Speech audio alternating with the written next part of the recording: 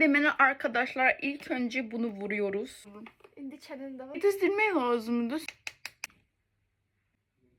Oy. Yo ama. Yapın. Kimin kafandan ha?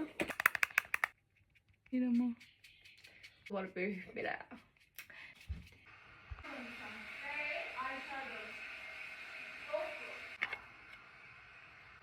Kendisine şey.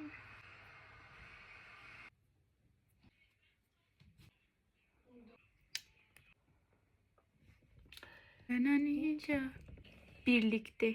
Her gün yani bu kıza dayanmalıyım da yani. Artık bıktık. Ayda dostlar baxın necə oy.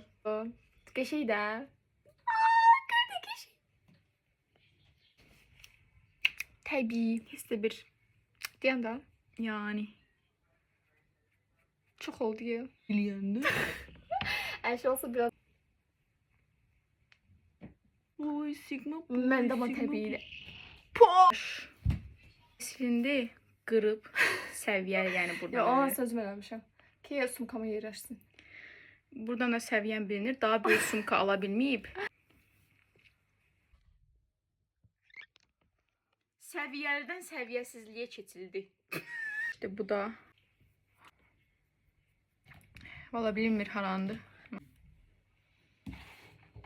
Olmadı axı, bu nədir? Az oldu. Infeksiz. Bəzən insanlar o qədər qıcıq olurlar.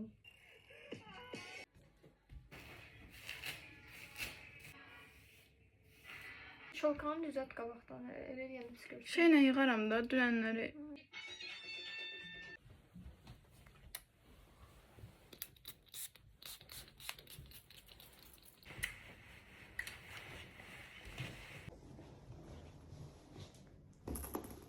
Saçın dağılıb yoxsa?